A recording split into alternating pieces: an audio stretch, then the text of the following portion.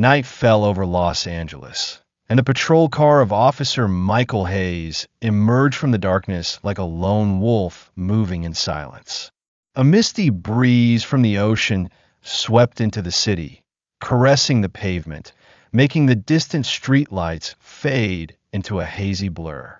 Michael didn't like evenings like this, not because of the darkness or the cold wind, but because of a vague feeling as if something were about to happen that he couldn't predict.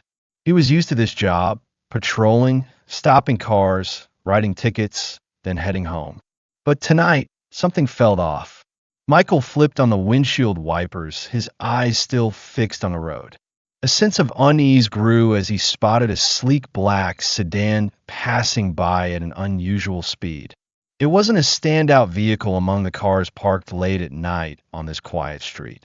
Yet there was something about it, a difference Michael couldn't ignore. He didn't rush, but his eyes began to track it. Michael had been through enough situations to know that every small detail could hint at something bigger. He decided to give the car one more chance. A sigh escaped his lips as the black sedan didn't slow down while turning onto an empty road, moving as if unbothered through a deserted area. He pressed the pedal, and his patrol car glided forward, closing in behind the sedan. As Michael's car drew near, he had enough evidence to make a call. With a deft twist of the steering wheel, his headlights flashed. The patrol lights spun rapidly, and the piercing siren wailed through the night. The man inside the sedan showed no sign of surprise. He didn't panic or make any evasive moves, simply slowing down and pulling over, as if he'd been expecting this. Michael glanced into the car's rearview mirror, sensing something strange was afoot. Maybe it was just a routine traffic violation, but it could also be something more. The sedan came to a stop, its driver's silhouette illuminated by the patrol car's headlights. Michael let out a long breath, awakening instincts honed over 10 years on the job. He opened his door and stepped onto the ground with a calm, yet resolute demeanor. He didn't like letting doubt creep into his work, but tonight, something inside him urged caution. As Michael approached, the sedan's driver didn't rush to open his door. Michael paused, peering through the window, and caught the man's gaze. It was a cold, alert look, not the panic stare of someone caught off guard. There was no trace of fear, no shock or confusion. Michael realized immediately that this man wasn't some foolish offender. He knew what he was doing and wasn't afraid. Michael stepped closer, bending slightly, keeping a safe distance. He looked directly at the driver and saw a black man dressed in an expensive suit, his hair neatly combed. The shirt beneath his suit jacket was pristine white. He exuded confidence, yet there was a chilling edge to him, as if he were observing every move the officer made. Something about his presence felt unusual, stirring in Michael a sense that this wasn't a typical encounter. An indefinable tension hung in the air, steadily rising. "Your papers," Michael said, his tone devoid of softness. He was accustomed to rattle drivers, people unsure of what to do when pulled over. But this man was different. The driver glanced at Michael for a moment before unbuckling his seatbelt and opening the door with deliberate slowness. No haste, no fear. He simply stepped out and closed the door behind him. Michael watched his every move intently, searching for any hint of irregularity. But there was nothing. The man just stood there, waiting for Michael to proceed. "Can you tell me why I've been stopped?" the man asked, his voice deep and steady, devoid of any tremor. It was as if he were accustomed to this. A light breeze brushed past Michael, chilling his skin. He looked into the man's eyes, searching for urgency or a flicker of unease. But all he saw was calm. It unsettled him. Never had he encountered someone pulled over who showed no trace of worry or fear. "I saw you didn't come to a full stop at the red light," Michael replied, striving to maintain a stern expression. But inside, something stirred. A vague suspicion took root. Something about this driver, his lack of reaction compared to others, made Michael feel this wasn't just a simple traffic stop. The driver didn't respond immediately. He just looked at Michael, then gave a slight nod. "I didn't notice anything unusual," he said, his tone still cool and composed. "But if that's the reason, I accept it." Michael's brow furrowed slightly. He sensed a shift in the atmosphere. Not fear or tension, but a cold familiarity, as if this man had faced such situations before. Looking into the driver's eyes, Michael suddenly realized something had changed within himself. He wasn't just an officer enforcing the law anymore. He might be facing something greater, something he'd never been prepared to confront. In that moment, amid the hazy streetlights and the rain pelting his face, Michael knew this stop wouldn't be like the others. And what he didn't yet understand was that this encounter would change his life forever. Michael Hayes stood tall, feeling a gentle breeze brush past him like a cosmic reminder of the unease he was trying to suppress. The night remained eerily still, with only the sound of raindrops and the soft hum of the sedan parked nearby. From a moment he stepped out of his car and approached the driver, he sensed something different in the air. The headlights of his patrol car reflected off the fog, casting long, dark shadows across the pavement, as if foreshadowing an inevitable confrontation. This man, Jamal Rivers, was unlike anyone Michael had encountered in his entire career. It wasn't panic or confusion, but an uncanny calm. Michael had pulled over countless cars over the years. Most drivers reacted in one of three ways: panic, silence, or defiance. But Jamal, with his steady gaze, simply stood there, cool and waiting. Michael tried not to let the unease spread. He'd learned to stay composed throughout his time as a cop, but in this moment, he felt as though he faced an unpredictable challenge. He couldn't pinpoint why, but something in Jamal's demeanor made him restless. The man's eyes held no fear, only a meticulous observation, a reverse judgment. He wasn't just the one being scrutinized. He seemed to be scrutinizing Michael in return, not with words, but through his behavior and perception of the situation. "Your papers," Michael said, his voice unwavering. But deep down, he knew it wasn't just the papers that mattered. Jamal, with the way he looked back, made Michael feel like he was the one under interrogation, rather than the enforcer of justice. Jamal didn't rush to retrieve his documents. He reached toward his chest, pulled out a black leather wallet, and opened it slowly, almost patiently, as if there were no need to hurry. Every movement Jamal made was deliberate, as though he controlled each moment, each of Michael's expressions, and even his own actions. The air between them grew heavy, like they were engaged in a mental game where every word and gesture carried undeniable weight. When Jamal handed over his papers, there was no fumbling or hesitation. Once again, it wasn't the behavior of someone caught off guard, but of someone entirely in command. Jamal locked eyes with Michael as he took the documents, giving the officer no chance to avoid his gaze. It wasn't provocation, but a quiet assessment, a probing that Michael could feel distinctly. Not a challenge, but a demand for transparency in every action, respect in every judgment. At that moment, Michael couldn't help but feel a twinge of inner turmoil. Each of Jamal's responses, each unspoken question, felt like a test of Michael himself. He was used to pulling cars over, giving orders, and overpowering offenders. But now, there was an inexplicable shift in how this man confronted him. Jamal didn't resist or defy, yet he didn't submit either. He wasn't someone easily controlled. Instead, he seemed to evaluate Michael's every move, from the way he walked, to the words he chose, to how he wielded his authority. "Can you tell me why I've been stopped?" Jamal spoke, his tone calm, yet edged with sharpness. It wasn't a casual question. It was a subtle challenge, demanding clarity and fairness in everything unfolding. Michael sensed that Jamal wasn't just asking for a reason. He was asserting his right to know why he'd been halted on this road. Not because he felt threatened, but because he knew such a question could illuminate not only the present situation, but also the discrimination and injustice in actions Michael might not even recognize. Michael paused, a strange sensation stirring within him. He looked into Jamal's eyes, unable to look away.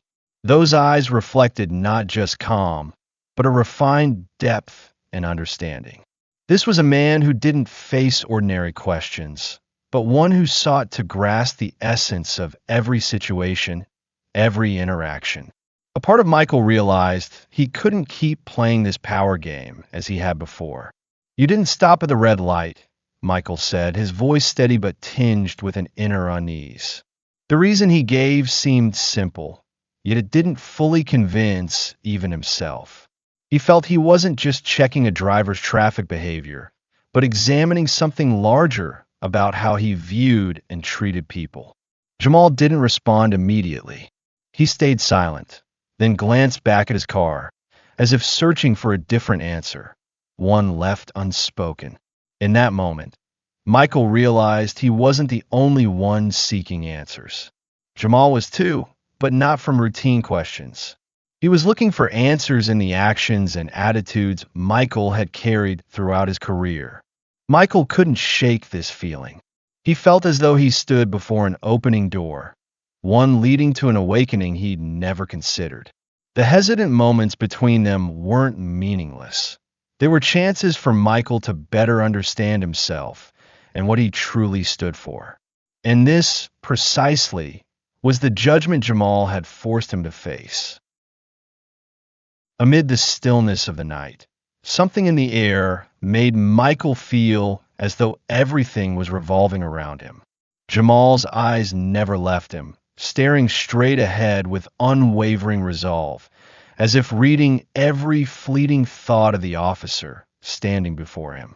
Michael was accustomed to the fearful, suspicious, or hollow gazes of those he'd pulled over, but Jamal's look was different. It wasn't defiant or resistant. It was a subtle test, compelling Michael to confront himself. He'd stopped countless cars in his career, but this time, something felt profoundly distinct. This wasn't an ordinary traffic stop. Michael sensed the tension in the air, as if each moment stretched into eternity. He looked at Jamal, the black man who exuded nothing but calm. Yet in Michael's eyes, that calmness wasn't a lack of vigilance. It was a refined weapon. Jamal showed no trace of anxiety. Instead, he made Michael feel as though he were the one being watched, judged with every step. Michael took a step toward his car, opened the door, and reached inside. It was a natural reflex, seeking the comfort of his vehicle's safety, but as his hand brushed the steering wheel, he knew he was avoiding something deeper. He pulled his hand back, a jolt reverberating through his chest. Never had a traffic stop left him so unsettled. Jamal remained there, silent, his gaze fixed on Michael. Each passing second struck at Michael's ego like a blow. More than ever, he realized he wasn't just enforcing justice. He was facing profound questions about what he stood for. And in that silence, a weight pressed heavily upon him. "Are you sure you want to do this?" Jamal finally spoke, not with naive curiosity, but with a voice calm, yet sharp as a blade. It wasn't defiance. It was a loaded question, forcing Michael to grapple with the uncertainty in his own mind. Michael drew a long breath. He knew he couldn't dismiss that question. Jamal had struck a vulnerability, and in this heavy silence, Michael realized he could no longer maintain his commanding stance. This was no longer just a stop. It was a battle of wits. "Yes," Michael replied, his voice steady as he tried to regain control. But within, doubt began to flicker. He wasn't a man lacking confidence. Yet facing someone like Jamal, made one wonder if they truly understood the work they did. Jamal didn't rush to respond, simply standing there, observing intently. Michael felt as though Jamal were listening not just to his words, but to the thoughts buried deep within. Part of him felt probed, yet another part recognized the truth. Jamal wasn't merely seeking a rational excuse to continue this exchange. He was challenging Michael, testing every belief he'd built throughout his career. Michael began to feel his steps were leading him into a labyrinth with no clear exit. Doubts about why he'd stopped this car piled up, and he started to question whether his actions were truly for justice, or merely part of a habit he'd never examined. "You didn't stop me just for a minor traffic violation, did you?" Jamal pressed, his question cutting through the fortress Michael had built around himself like a razor-sharp blade. "Aren't you worried you might be holding me to a different standard because I'm black, because I'm driving this car?"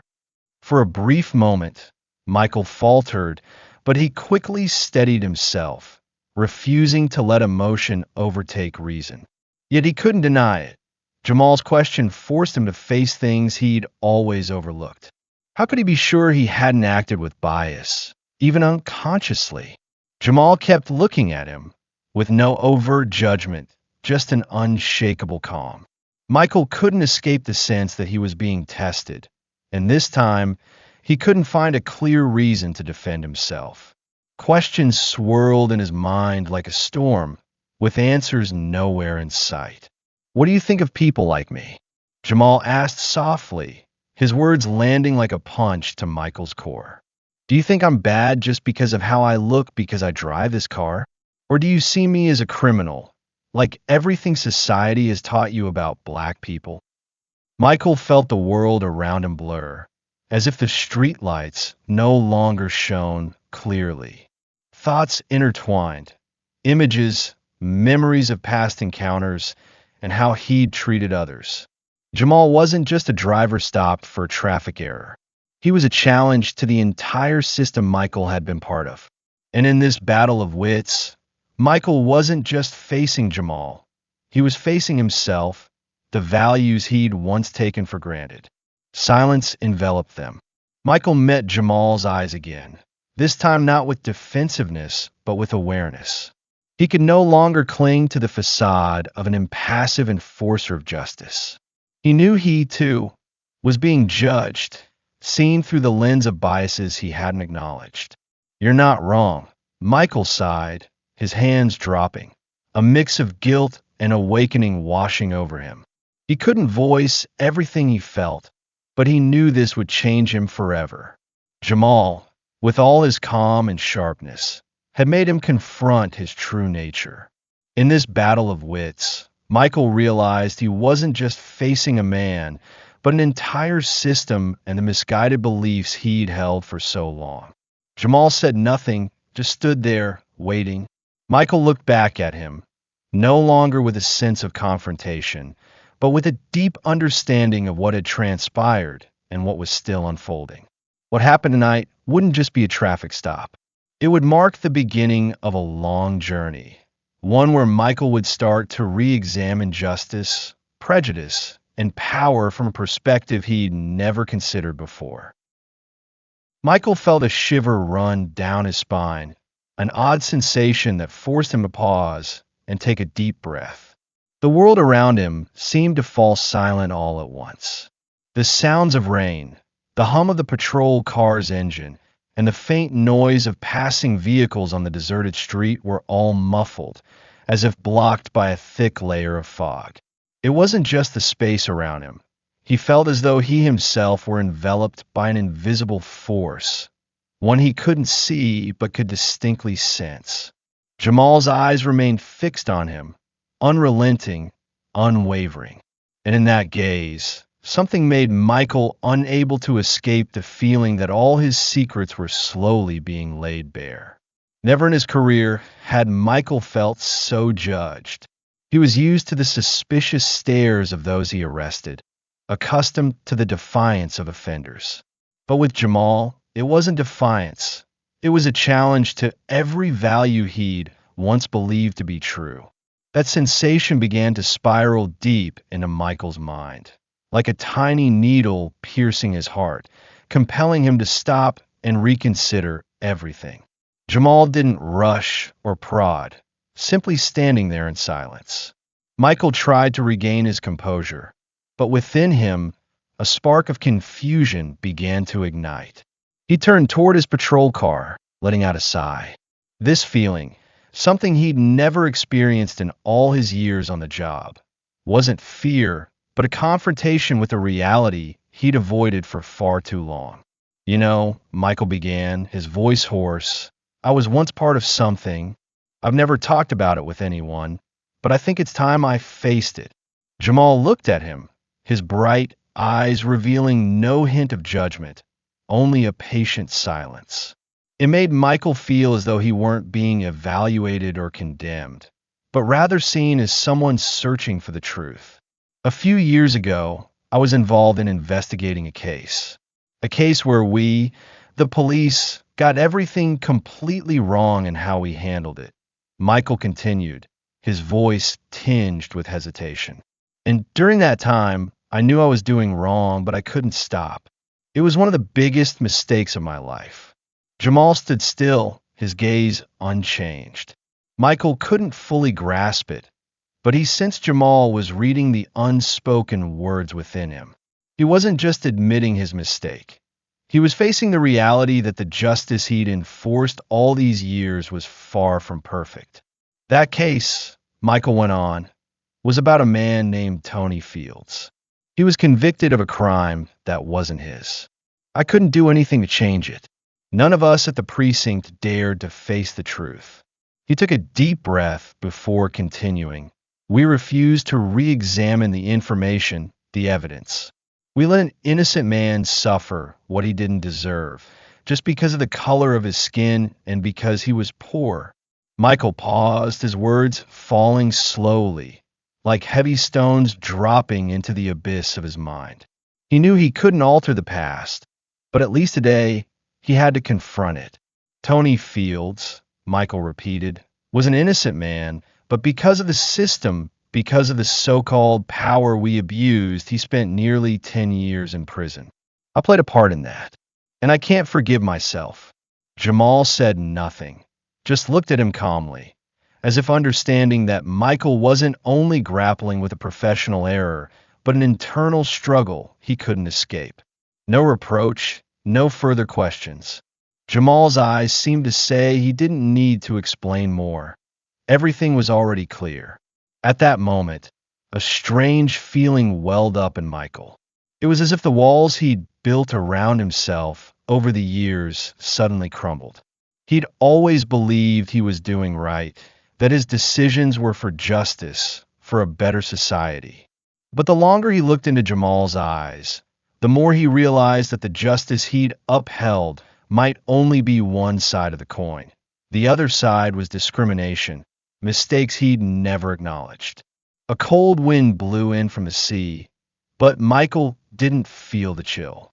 He stood there, facing a man who wasn't a criminal, not a suspect to be doubted, but a victim of the very system Michael had served. He felt as though he were standing before a mirror, seeing things he'd never dared to recognize. His name was Tony Fields, Michael repeated, as if trying to free himself from the confessions left unsaid. And I was the one who put him in prison. Jamal gave a slight nod, saying nothing more. He didn't need to. His eyes, his silence spoke volumes. Michael understood that everything had been seen for what it truly was, not through the lens of a cop or a fabricated justice, but through genuine truth. In that instant, Michael knew he wasn't just facing Jamal, but himself. He realized that the secrets buried over so many years had finally come to light. He could no longer live in denial. He had to act. He had to fix the mistakes he'd unwittingly become part of. And tonight, everything would change. The rain had begun to subside, but the atmosphere remained steeped in gloom, as if a dense fog still shrouded everything. Michael stood there, alone in the middle of the street, facing Jamal, a man he no longer knew how to define. It was no longer just a routine traffic stop, no longer merely a minor violation. Tonight, everything had changed, and that change didn't come from Jamal, but from within Michael himself. A truth he'd always tried to avoid, a truth buried deep in his mind, had long been pushed to the bottom. Michael didn't know where to begin, but Jamal's words, sharp as knives, had gradually sliced through the protective shell he'd worn for years. He stood there, unsure of what to say, unsure of what to do. All the reasons he'd built to defend his sense of justice suddenly felt fragile. Actions he'd once seen as the enforcement of justice, decisions he'd deemed right, no longer held the solidity he believed in. They cracked, like an eggshell splintering under the pressure of an undeniable truth. Jamal stood there, his eyes meeting Michael's not with judgment, but with understanding. There was no contempt, no anger, just a knowing silence, as if he'd long known that Michael would one day have to face what he'd done. No accusations, no further questions, just waiting. Michael felt as though he stood at a crossroads. On one side, the harsh truth he had to confront. On the other, the beliefs he'd held for years. He'd been a cop, an enforcer of justice, and now he had to face the cost of upholding the system he'd served, a system he'd once trusted as fair and righteous. But now, looking into Jamal's eyes, he wasn't certain of anything anymore. Finally, he took a deep breath, as if gathering the last remnants of himself to press forward on a path he knew offered no return. I was wrong, Michael exhaled, and in that moment, a part of him felt released after years of tension. I was wrong not to see what was happening. I was wrong to let my ideals become a cloak to hide discrimination and mistakes. Jamal said nothing, but Michael could sense agreement in his gaze. Not forgiveness, but comprehension. Jamal didn't need words. He knew what Michael was going through was something not everyone could face. I was part of a case I knew was wrong, Michael continued, his voice now lacking its former certainty. I can't go back and change what happened, but I can recognize my mistake. I let an innocent man spend years in prison, and I can't forgive myself. Jamal remained silent, but that silence felt like acceptance. Michael understood that Jamal didn't need him to do more. As long as he could see himself clearly, as long as he could admit his error, that was enough. Part of Michael wanted to hide, to evade reality, but Jamal's gaze, his wordless understanding, made it impossible to keep living behind that shield. Everything Michael had done, all the reasons he'd given to justify himself, now lost their meaning.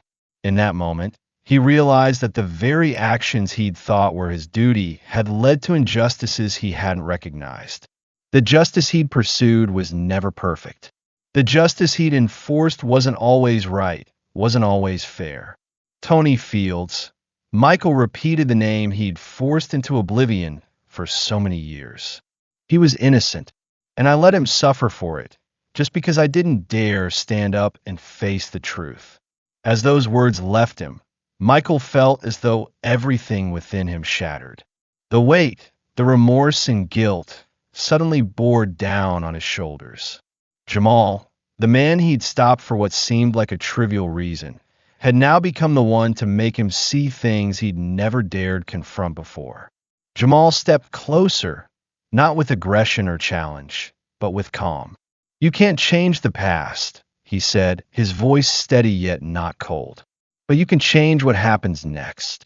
His words were a reminder, not just for Michael, but for anyone who'd faced the injustices they'd unwittingly caused. Michael looked into Jamal's eyes, and in that instant, he understood that truth couldn't alter the past. It was what enabled us to rise and mend the mistakes of the present. He couldn't undo what had happened, but he could change his decisions from now on, starting in these very moments. Thank you, Michael blurted out, his words not quite an apology, but a heartfelt gratitude. Not because Jamal had helped him see his error, but because he'd made Michael realize that facing the truth wasn't cowardice. It was a courageous step to begin anew. Jamal didn't need to reply, just nodded slightly, as if he understood everything.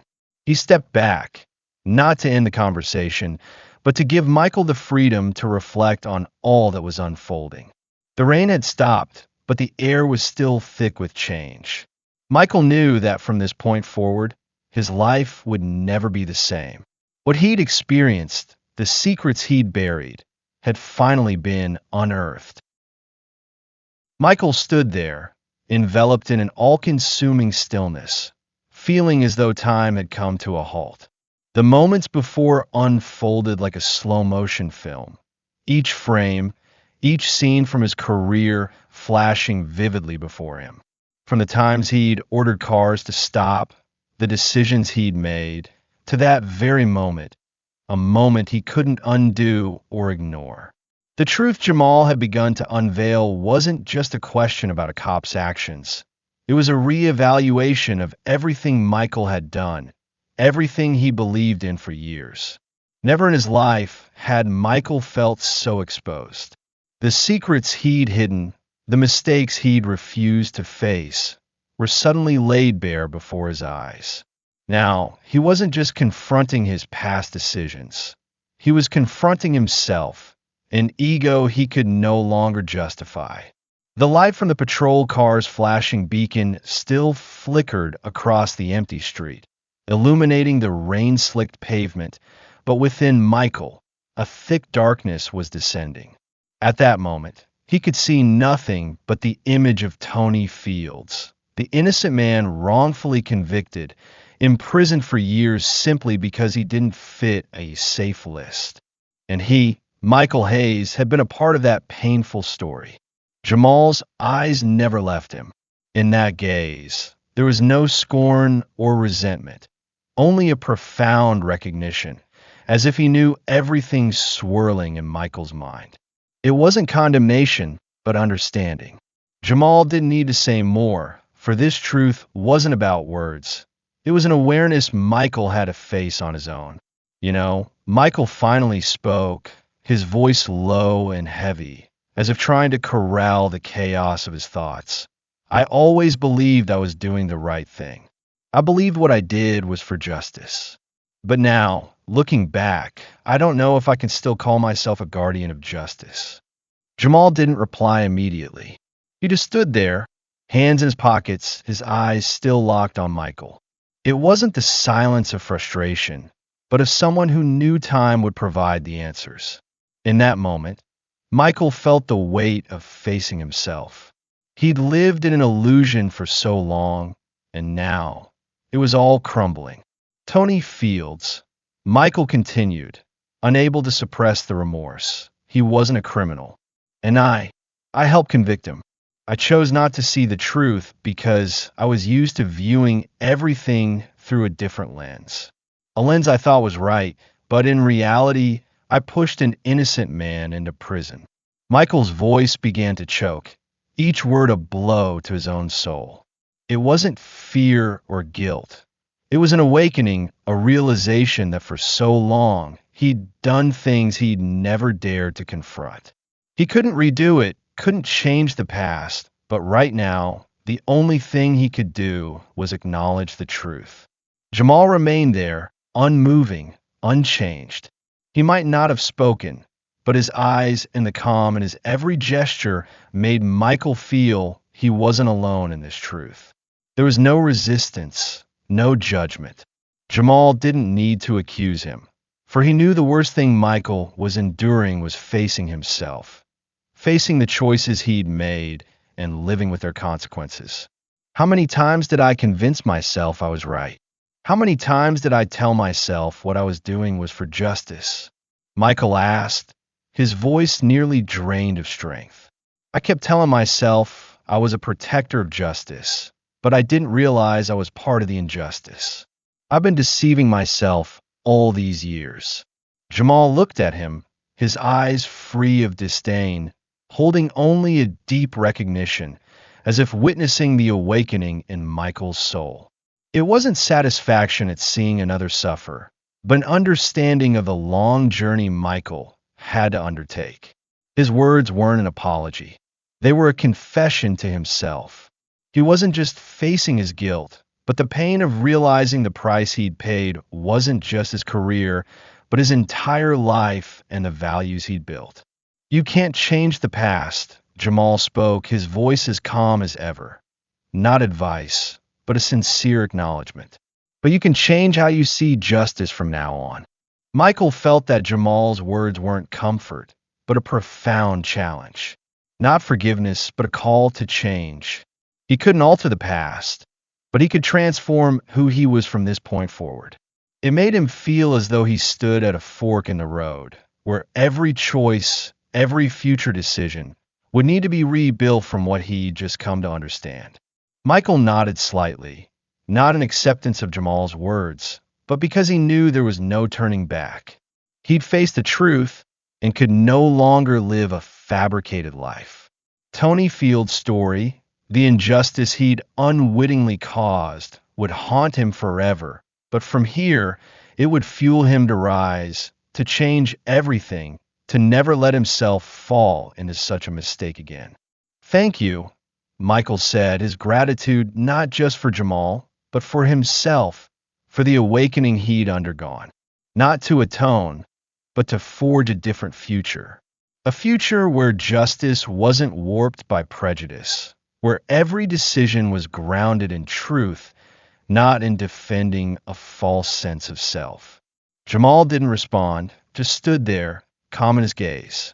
He knew there was nothing more to say. Michael had understood, and in the dark night, amid the rain that had ceased, on that empty street, both men sensed that a monumental change was beginning.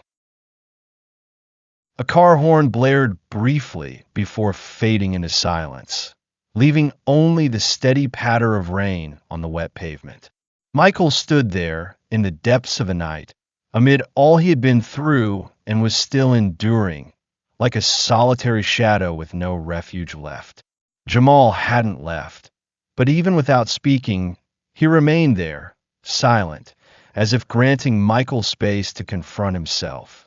Yet tonight, that silence wasn't enough, and the so-called justice Michael had pursued for so long now felt like something that could be torn apart by the mistaken decisions of his past. Michael's steps were slow, but his heart pounded as if it might burst. He sensed that his life, the justice he devoted himself to enforcing, could all collapse in an instant. Not because of his own downfall, but because of the mistakes he'd unwittingly condoned, the things he'd done to protect what he called power, which, in the end, was merely a cover for injustice and prejudice. Those hesitant moments between him and Jamal weren't just time to face this man. They were time to face everything he'd become over the years. As Michael turned back, the darkness seemed to swallow him, making each step heavier than the last. He couldn't simply walk away, couldn't treat this as just another traffic stop or routine check. He knew something was about to happen that would change everything, and this time, there was no turning back. Suddenly, from behind, another patrol car appeared. Its headlights flared through the mist, shining directly on Michael and Jamal. The engine growled before falling silent, and a cold voice rang out from the vehicle. "Michael, get out of the car now." The tone was sharp, unhesitating.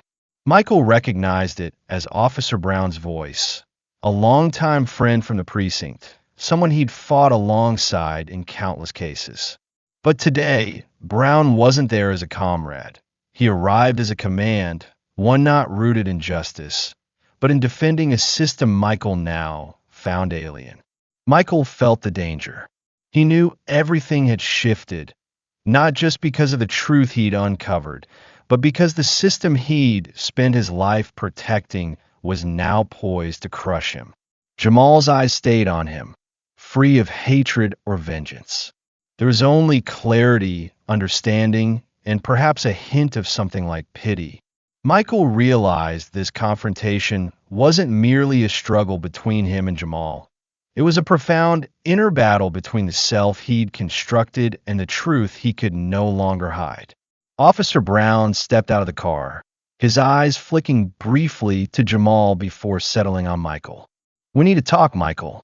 Brown's voice no longer carried the warmth of an old ally, but the weight of a system's guardian, a system Michael now saw as unjust, opaque, and riddled with cover-ups.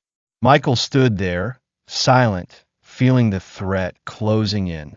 He wasn't weak, but today, Brown's silence made him realize that if he did nothing, everything would fall apart. Every decision, every choice he'd made before had been a facade to conceal the truth, to safeguard what he believed in. Jamal stepped closer, his gaze unwavering. "I don't want you to have to do this," he said, his voice gentle yet resolute. "But if you don't stand up now, if you don't speak the truth, it'll all stay buried forever." Michael couldn't turn back. He'd lived too long in a cocoon of safety, and now the struggle wasn't between him and Jamal. It was between him and himself. He could no longer pretend everything was fine, that justice was upheld when prejudice and error had seeped deep into the system. He looked into Brown's eyes, then back at Jamal, and finally took a deep breath. "This has to end," Michael said, his voice firmer than ever, not out of fear, but from realization. "This can't go on. This system has to change." He walked toward his car, no longer wavering, no longer doubting. Each step felt like a monumental decision, a declaration to himself and all he'd lived and done. When he stopped and turned to face Officer Brown, he saw no hostility, only surprise in the eyes of his old friend. Brown seemed rattled, but that unease couldn't sway Michael's resolve. "We'll have to face the truth, Brown," Michael said, his voice soft yet defiant. "There's no other way. I won't stand still anymore." The two men locked eyes, but no more words were exchanged. Michael knew it wasn't just him. The entire system, people like Brown, would have to confront the truth. And when that time came, no one could escape the cost of the injustice they'd wrought. This confrontation wasn't just a fight for survival between Michael and Jamal. It was a struggle to change everything built on prejudice, discrimination, and the defense of wrongdoing. And Michael, though just one cop, realized he could be the one to stand up, to challenge all that was unjust. His life, the justice he'd pursued, had transformed. There was no retreat, no safety. What lay ahead was a long journey, a fight not only against the system, but within himself. Michael didn't know what to do next. The long night refused to relent. The flickering lights from the nearby patrol car still quietly casting beams into the space, painting shimmering streaks across the wet pavement. He could no longer see clearly what lay ahead. Only a murky night enveloping his mind, pressing down on the turmoil of his thoughts. The system he devoted his life to now loomed like a monstrous beast, devouring everything he'd once believed in. And tonight, in this very moment, everything had to face the truth. Jamal said nothing more. He stood there like a rock amid a flood, steady, cool, but not unfeeling. His gaze reached out to Michael, as if to say that no matter how tough things got, no matter if the world crumbled, the truth still had to be spoken. Michael felt the pressure from Jamal, but it wasn't a threat. It was a push, an invitation to move forward. In that moment, Michael realized that all he needed to do was choose the path without safety, without the protection of the system he'd lived within for so many years.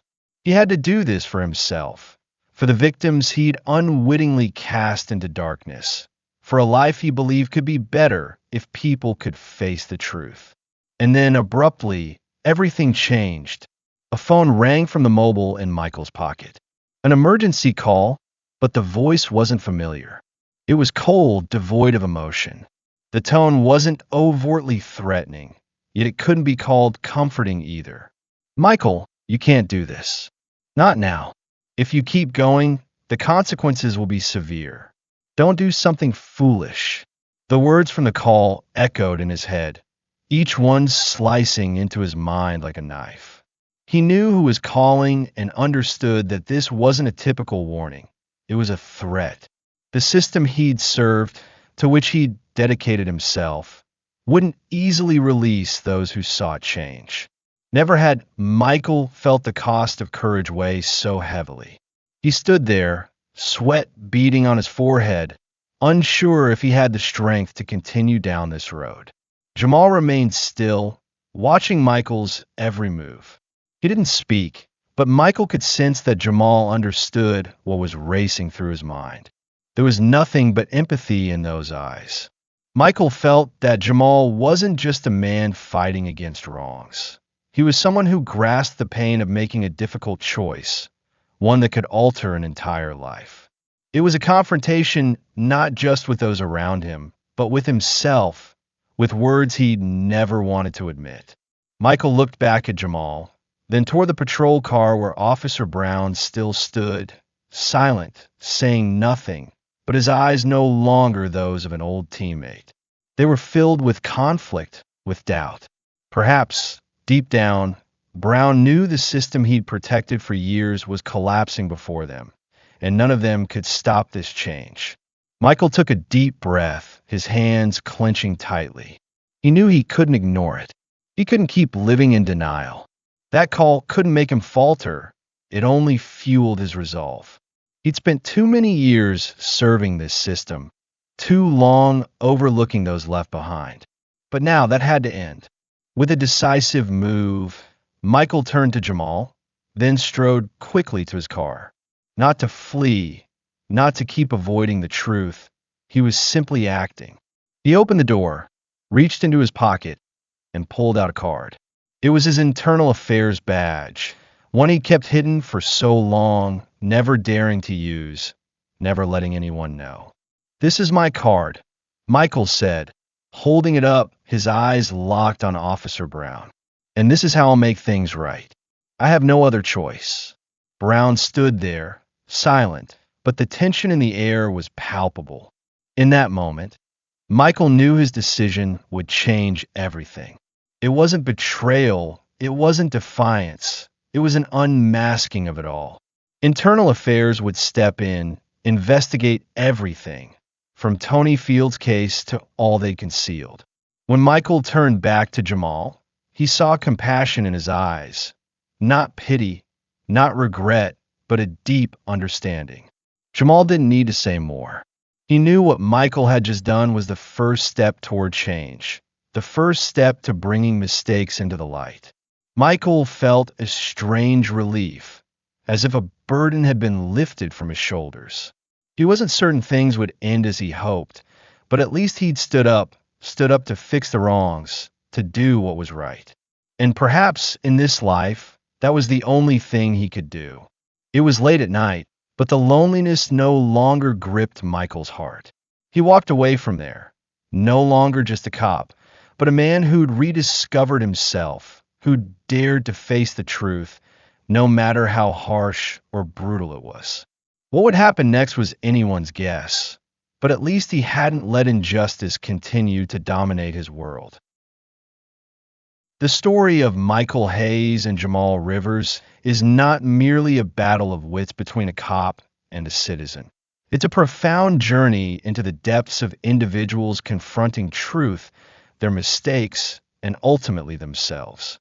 This is a tale not just about justice, but about awakening, about the ability to reassess the past, and, most importantly, about the courage to rectify errors, no matter how vast they may be. In a society rife with prejudice, where racial discrimination and the defense of power persist, this story serves as a mirror reflecting the injustices many of us still grapple with. Michael, a seasoned officer, represents those who believe they're doing right, yet fail to see they're upholding an unjust system. His career, his daily decisions, were shields protecting him from facing a harsh reality. He lived in a world where justice wasn't always truth, and truth was sometimes withheld from those unable to perceive it. The story doesn't stop at exposing a flawed system. It's also a reminder of the bravery required to confront one's own mistakes. The moment Michael recognized the truth, the moment he saw the errors he'd committed, was the moment he had to decide, not just to redo, but to transform how he viewed everything. Truth isn't always pleasant or beautiful, but it's the only thing that kept him from lingering in illusion. Jamal Rivers, in this narrative, isn't merely Michael's foil. He's the one who poses the challenge, compelling Michael to face reality without room for excuses or false defenses. Jamal embodies those who've endured the injustices Michael couldn't see. He doesn't say much, doesn't need to persuade, just stands there, facing Michael, and his gaze says it all. It's understanding, it's resolve, it's a message that sometimes needs no words. Jamal doesn't just help Michael recognize his mistakes. He shows him that correcting them isn't the duty of one person alone, but of an entire community. The precious lesson from this story lies in the realization that justice isn't always perfectly executed. It can be skewed, distorted by prejudice, and the unfairness embedded in the very decisions we make. This isn't just an issue for one profession, it's a societal concern. To truly change, we must re-examine what we're doing, the values we uphold, and the choices we make each day. This also underscores that truth cannot be altered without the courage to face it. Mistakes and wrong decisions can't be healed unless we acknowledge them rightly. Admitting fault is the first step toward change, progress, and delivering true justice. Sometimes, to enact profound shifts in life, we must pass through painful moments, confronting long-hidden flaws. Only then can we step out of the shadows of injustice and move toward the light of transformation. Michael's struggle, bolstered by Jamal's support, is a testament to the power of change when people resolve to stand up, bravely face their errors, and act to amend them. It's not just a personal victory. It's a triumph for fairness, for embracing truth, and for demanding transparency in all things. The story also reveals that none of us are blameless. We all have mistakes, moments when we fail to see what's right, but what matters is that we rise and repair. Recognizing fault is essential, but what we do after that realization is what truly counts. Michael chose not to let injustice persist, refusing to let himself and others remain in the shadow of unacknowledged wrongs. The final and most valuable lesson from this tale is the awakening of each individual. Great change begins with small shifts, with personal decisions in daily life. We can't transform the world overnight, but we can alter how we see and act, creating a ripple effect of profound impact. By facing the truth, by correcting our mistakes, we don't just improve ourselves. We help build a fairer, more transparent society. Ultimately, it's the change within each person that becomes the strength propelling us toward a brighter future, where justice is no longer a vague notion, but an integral part of our everyday lives.